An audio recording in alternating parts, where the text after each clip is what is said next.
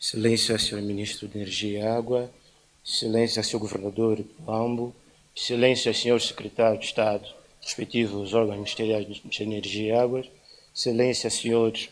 Diretores dos órgãos de representante de Energia e Águas, Srs. Representantes do Conselho de Administração das respectivas empresas do setor, minhas senhoras e meus senhores, todo o protocolo observado, recebam as minhas saudações. Sou António Vieira e o tema que vos trago contempla 6 eixos temáticos, desde a introdução, a importância e os respectivos subtemas, 3 ameaças, os mananciais, impactos da atividade humana e as consequências e os respectivos subtemas ou subeixos, o quadro legal, as estratégias de proteção e mitigação, aqui vamos elencar algumas sugestões e, por conseguinte, as conclusões. Contextualização geográfica daquilo que é a província de Cabinda, é a província mais a norte do país, está localizada em um enclave, está no Golfo da Guiné, faz a fronteira com 2 repúblicas, neste caso com o Brazzaville e a RDC. O clima característico é tropical úmido, com uma elevada taxa de pluviosidade, ou seja, uma região onde chove muito, com uma florestação também muito densa. A demografia, em termos deste fator, possuímos no momento 990 mil habitantes, um crescimento mais concentrado no centro da cidade de Cabinda e a economia local é essencialmente baseada na indústria petrolífera. E aí podemos observar o gráfico que representa praticamente aquilo que é o crescimento demográfico da província nas últimas décadas. E aí a zona vermelha representa praticamente a maior concentração da população.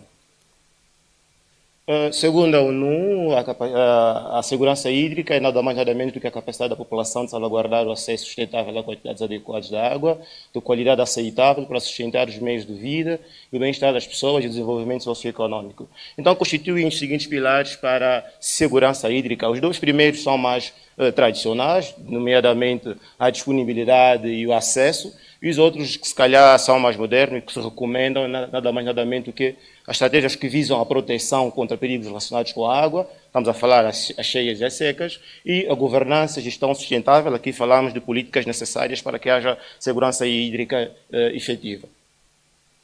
Quanto à importância da segurança hídrica e características dos mananciais, no ponto 2, características dos mananciais das regiões tropicais, e aqui praticamente a região tem essa vulnerabilidade única, ou seja, há uma abundância enorme de água, por conseguinte também essa vulnerabilidade, ou seja, chove muito na região, mas há essa taxa elevada da evaporação, neste caso a fruto da temperatura.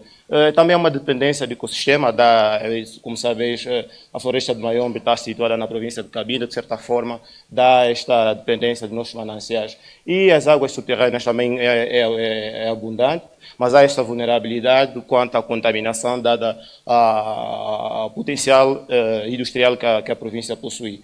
E os rios e lagoas têm essa característica, não são frequentemente interligados, sensíveis a mudanças, a montante.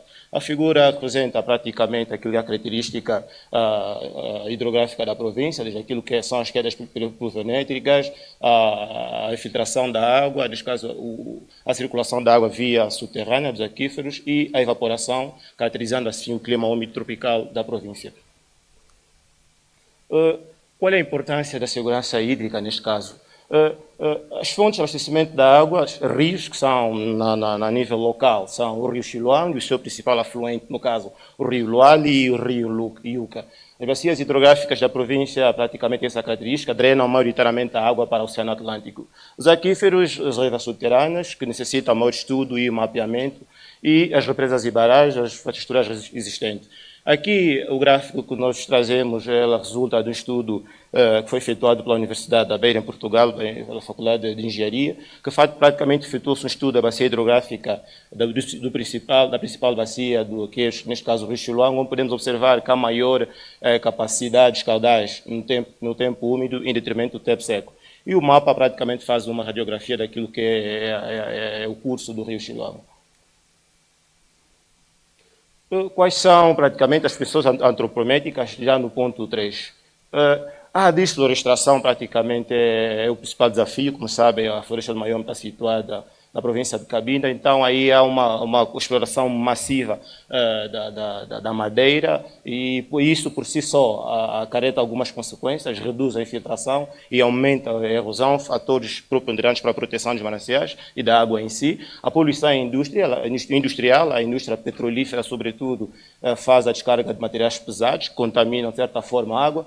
A poluição urbana, neste caso, o saneamento inadequado, como sabem, a EPAS Cabinda possui apenas uma hectare, já numa zona isolada ao centro da cidade, o que possibilita, de certa forma, que não haja hectares para que possam fazer tratamento de águas residuais e, quiçá, reaproveitamento da água para outros fins. E nível excessivo de exploração da água subterrânea, como sabeis, o principal potencial econômico da província é a indústria petrolífera e possuem furos há cerca de 50 anos e, de certa forma, estão a alcançar o potencial hídrico. Aqui apelar à tutela para que, se calhar, possa efetuar investimentos a nível local para que possamos abastecer a água a essa zona, porque o potencial é enorme, a demanda é enorme e nós não dispomos de capacidade técnica para suprir a demanda, daí a necessidade de fazer investimento. Também temos a indústria cervejeira Cuca, que faz a exploração da água através de furo a montante de uma das captações que sustenta a cidade de Cabinda, neste caso, e cansa praticamente aquilo, diminui o caudal do rio Lucola. E também temos a agricultura, também que é feito com recurso a químicos, de certa forma, também que dificultam a infiltração dos solos. E a pressão climatérica, nos eventos extremos, não obstante não em grande escala, neste caso as cheias secas, que podem, se não tomarmos medida, intensificar-se. Consequências para a população é sempre aquelas que são primárias, no caso a escassez, a disponibilidade da água, e as outras que são doenças de veiculação hídrica. Neste caso, recentemente tivemos o surto do cólera, resultante da exploração desenfreada, exploração de mineira, por exemplo, como vimos no município mais a norte do Bucuzal, há muita exploração mineira do ouro em si só, contamina a água, por conseguir trazendo consequências econômicas avultadas do tratamento da água. E conflitos, não é que poderá, se calhar, neste momento é invisível, mas no futuro mais distante, se calhar, essa disputa entre as comunidades no uso da água versus a indústria. E custos econômicos, tal como podemos elencar anteriormente, resultante da contaminação da água. E a degradação ambiental, neste caso, perda da biodiversidade e do ecossistema, não obstante está-se a levar a cabo o processo de reflorestação no município de Cacom, que é praticamente a foz do rio Xilão. Perdão.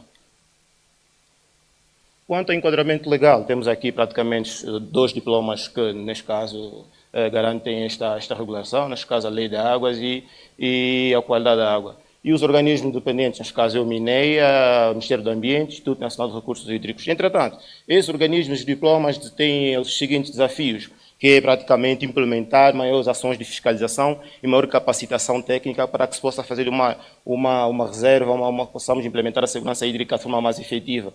E se calhar aqui o fator de sensibilização e envolvência das comunidades para que possamos sensibilizar a população ao uso racional da água. E quais são os eixos temáticos que a gente traz aqui para caminharmos para a sustentabilidade? É o mapeamento das bacias, que é muito importante, a reflorestação, o saneamento básico, o maior investimento em tratamento, rede de tratamento de esgoto, escasos hectares e por aí fora, controle da poluição industrial, a educação ambiental através da sensibilização, o monitoramento contínuo, neste caso, e trazemos aqui um exemplo prático que se deve efetivar, que nós propomos aqui a criação de um comitê da bacia de Chiluango, que é praticamente o pulmão hídrico da província de Cabinda, com representantes locais, neste caso a EPAS Cabinda, e a indústria e comunidades. Que ações devem ser implementadas? Implementar cercas vegetais para evitar assorreamentos, instalar pontos de monitoramento de qualidade da água, promover alternativas econômicas e sustentáveis para comunidades ribeirinhas. Qual é o objetivo desses aspectos? Nada mais nada menos que mostrar uma abordagem integrada e participativa. Então, como conclusão, trazemos que Cabinda possui recursos hídricos abundantes mais frágeis, a agricultura hídrica, a segurança hídrica está intrinsecamente ligada à saúde dos sistemas tropicais e ameaças são significativas, mas existem soluções técnicas de gestão. É urgente, neste caso, uma abordagem coordenada entre o governo, o setor de energia e água, o setor privado e a sociedade civil. E quais são os próximos passos que a gente traz aqui como proposta? Realizar estudos hídricos e geológicos detalhados, fortalecer a legislação e fiscalização ambiental e aprimorar o investimento em infraestruturas verdes e cinzentas, tenho dito, e muito obrigado.